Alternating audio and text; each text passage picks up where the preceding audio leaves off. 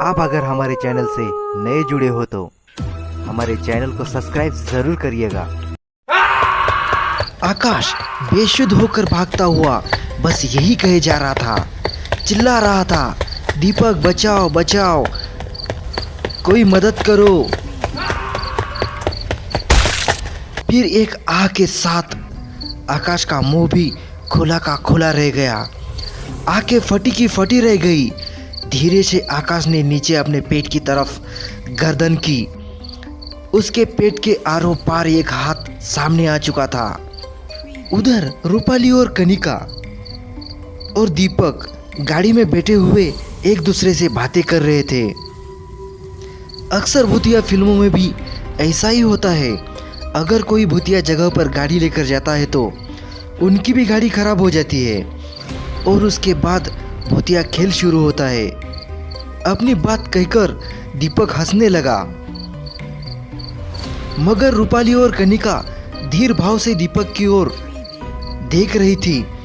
रूपाली ने दीपक पर गुस्सा झाड़ते हुए कहा, दीपक तुम अपनी बकवास बंद करो। एक तो इस जगह को देखकर हमें पहले ही डर लग रहा है और तुम ऐसी बातें करके हमें और डरा रहे हो। अब चुप हो जाओ और कुछ मत बोलो। अच्छा बाबा ठीक है, अब ऐसी बातें नहीं करूँगा। मगर सच में यार यह जगह वाकई हॉन्टेड है। यहाँ अंधेरा हो चुका था। ऐसा लग रहा था मानो यह अंधेरा इन्हें अभी निकल जाएगा। कनिका, मुझे ऐसा लग रहा है कि जैसे कोई हमें देख रहा है या कोई हमारे आसपास है। दीपक सीरियस होकर कहने लगा और वो दोनों फिर से डर गई। तुम्हारा मजाक बहुत हुआ दीपक, बस करो, वरना हम दोनों यहाँ से वापस भी जा सकते हैं। कनिका भी सीरियस होकर दीपक से कहने लगी, क्या धमकी है यार, अब तो चुप ही रहना होगा। और दीपक शांत हो गया। कनिका किसी सोच में थी। आकाश रुद्र को गए हुए बहुत देर हो गई थी। दीपक बहुत देर हो गई आकाश और रुद्र को गए हुए, हमें चलकर देखना चाहिए यार।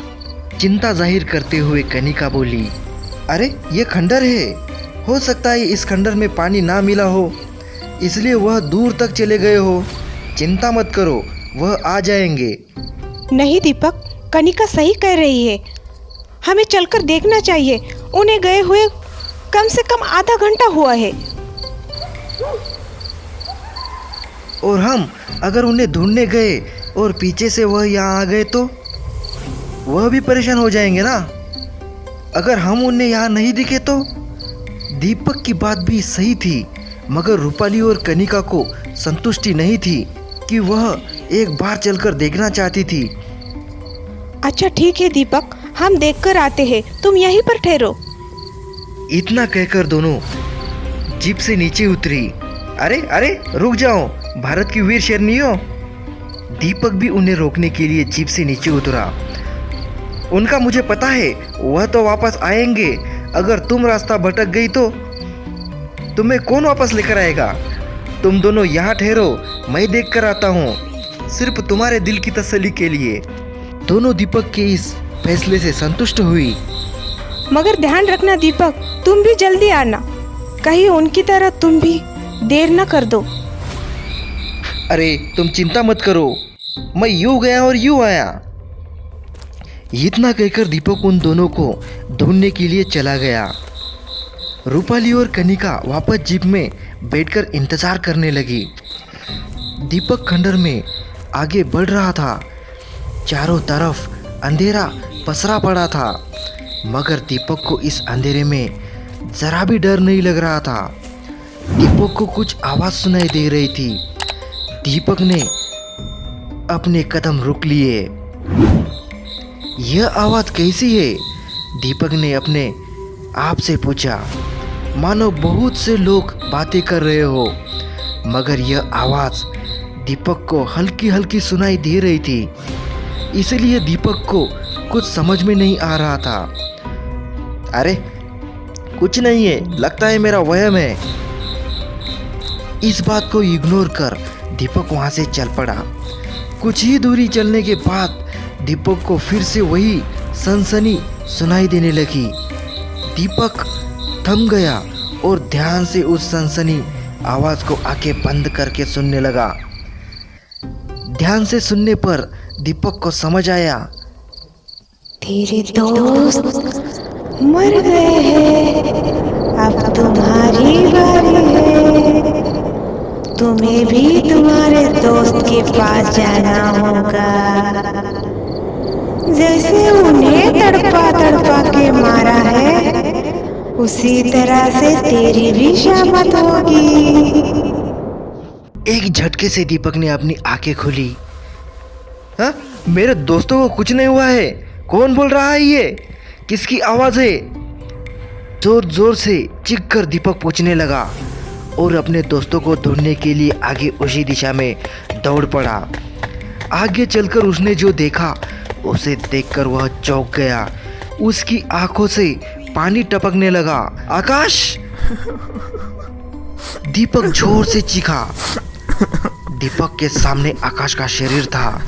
आकाश की आंखें अभी भी खुली हुई थी, मगर वह इस दुनिया में नहीं था।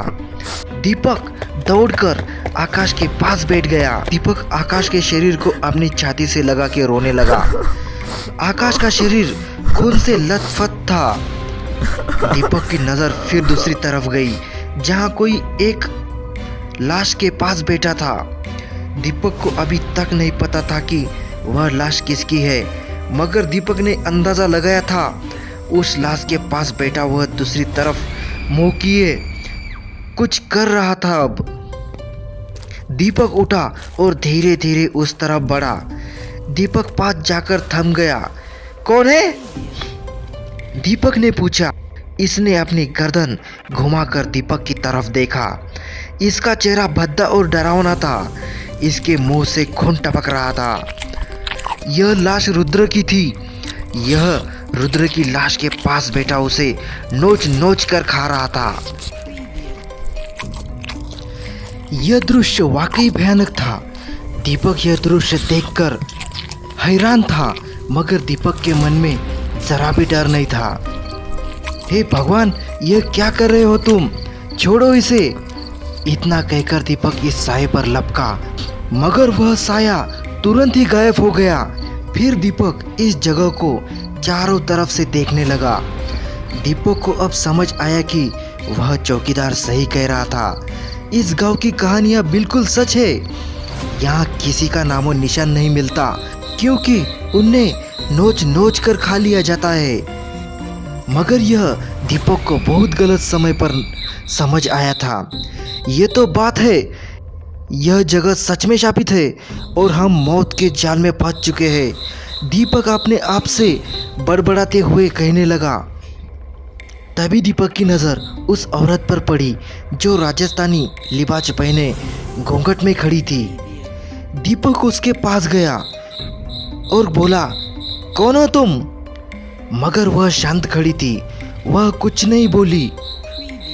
मैं तुमसे पूछ रहा हूँ, कौन हो तुम? मगर इसने जवाब नहीं दिया। दीपक ने धीरे से इसका घूंघट उठाया और जो देखा उसे देखकर हैरान रह गया। इसका चेहरा भद्दा था और कोई आकार नहीं था। इसने दीपक की तरफ घूंघट उठाते ही डरावनी हुंकार की। यह सच में डरावना था, मगर दीपक को जरा भी डर नहीं लगा, मगर हैरान जरूर था। दीपक ना ही इससे डर कर भागा। अब यह देखकर दीपक के सामने खड़ा साया भी हैरान था। कौन हो तुम और क्यों कर रही हो ऐसा? मुझे इन सब बातों पर विश्वास नहीं था, लेकिन आज अपनी आंखों से देख रहा हूँ। दीपक उस साये से पूछने लगा। दीपक के सामने खड़ा साया हैरान था कि दीपक को जरा भी डर नहीं लग रहा था। यह साया दीपक की बात का जवाब दिए बगैर दीपक की आंखों के आगे से ओझल हो गया। दीपक हैरान होकर चारों तरफ देखने लगा कि आखिर वह साया कहाँ गया जो अभी उसके सामने खड़ा था। दीपक को यहाँ कोई नज़र नहीं आया। फिर दीपक को याद आया कि वह गाड़ी पर अपने दोनों दोस्तों को छोड़कर आया है। दीपक अपने दोस्तों की तरफ भागा जिन्हें वह गाड़ी पर छोड़कर आया था। कनिका गाड़ी के बोनट पर बैठी थी रूपाली जो भी हो, लेकिन दीपक एक अच्छा लड़का है और मुझे तो वो बहुत पसंद है। बहुत बार वो ऐसी हरकतें करता है जो उसे नहीं करनी चाहिए, लेकिन दिल से बुरा नहीं है। कनिका रूपाली को बताने लगी। अब तो फिदा हो गई क्या उस पर? कब से सुन रही हूँ, तू दीपक का जिक्र बंद ही नहीं कर रही है। अरे ऐसी बात नहीं है, अब अगर किसी की अच्छाई होगी तो उसका जिक्र तो किया ही जाएगा। इतनी लंबी राम कथा पहले तुमने कभी नहीं सुनाई तेरे मुंह से, जितनी तूने दीपक के बारे में मुझे अभी सुना दी। अच्छा ठीक है, अगर तुम गलत समझ रही हो तो यहाँ वो जिक्र बंद कर देती हूँ। अच्छा एक बात बताओ। इससे पहले कनिका रूपाली से कुछ पूछती, उससे पहले कनिका को गाड़ी के पीछे वही राजस्थानी औरत दिखाई दी जो दीपक, रुद्र और आकाश को दिखाई दी थी, मगर अभी यह दोनों इससे बिल्कुल अनजान थे। कनिका चेहरे पर हैरानी भाव लिए गाड़ी से नीचे उतरी। रूपाली की नजर अभी उस औरत पर ही गई थी। क्या हुआ कनिका, चेहरे पर 12 क्यों बज रहे हैं? कनिका के चेहरे के भाव देखकर रूपाली ने पूछा। जरा पीछे देख रूपाली। रूपाली ने पीछे देखा और उसे भी राजस्थानी औरत राजस्थानी लिबास में दिखाई दी। रूपाली ने उसे देखकर पूछा, ये कौन है? रूपाली भी गाड़ी से नीचे उतरी और दोनों उसको हैरानी भाव से देखने लगे। कौन हो तुम? रूपाली ने आवाज देकर पूछा, मगर वह नहीं बोली, वह चुपचाप खड़ी रही। मुझे डर लग रहा है रूपाली। अरे थम जा, मैं जाकर देखती हूँ। थोड़ी हिम्मत करते हुए रूपाली ने कहा।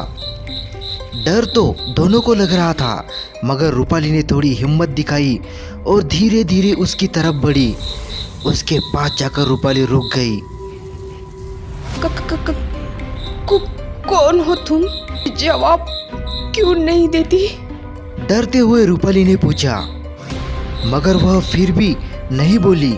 हिम्मत करके रूपाली ने धीरे से उसका घूंघट उठाया। घूंघट उठाने के बाद उसने जो देखा उसे देखकर रूपाली की चीख निकली। यह वही भद्दा और बिना आकार का चेहरा था। रूपाली उसके सामने खड़ी लगातार चीख रही थी। रूपाली मुड़ी और भागने लगी। कनिका भी रूपाली की हालत देखकर बहुत डर गई और वह भी चीखने लगी। दोनों अलग दिशा में भागने लगे। वह लगातार चीख रही थी। दीपक बचाओ, बचाओ दीपक, दीपक हमें बचाओ, दीपक। दोनों दीपक को मदद के लिए बार बार पुकार रही थी। कनिका आगे और उसके पीछे रूपाली। अचानक कनिका को रूपाली की दर्दनाक चीख सुनाई दी। कनिका ने झट से पलटकर देखा और जो देखा तो वह एक पल के लिए बेशुद्ध सी हो गई। रूपाली के हाथ जड़ से उखाड़ दिए थे और वह घुटनों पर आ गई थी। उसके हाथों से लगातार खून निकल रहा था। रूपाली के आसपास कोई नहीं था। रूपाली की नजर ऊपर आसमान की तरफ गई, जहां आसमान में कोई सफेद कुर्ता पैजामा पहने रूपाली के हाथों को खा रहा था। यह मंजर वाकई खौफनाक था। कनिका जोर से चीखी और भागने लगी। दीपक बचाओ, बचाओ दीपक, कोई बचाओ, दीपक बचाओ। डर से भागती हुई कनिका बस यही शब्द बार बार दोहराए जा रहे थे। अचानक उसके सामने वही घूंघट वाली औरत आ गई। अचानक से उसे अपने सामने देख कनिका डर गई और पीछे गिर गई। वह औरत कनिका की तरफ बढ़ रही थी। कनिका धीरे धीरे पीछे खिसक रही थी। कनिका धीरे से उठी। हवा के झोंकों से उस औरत का घूंघट उड़ गया।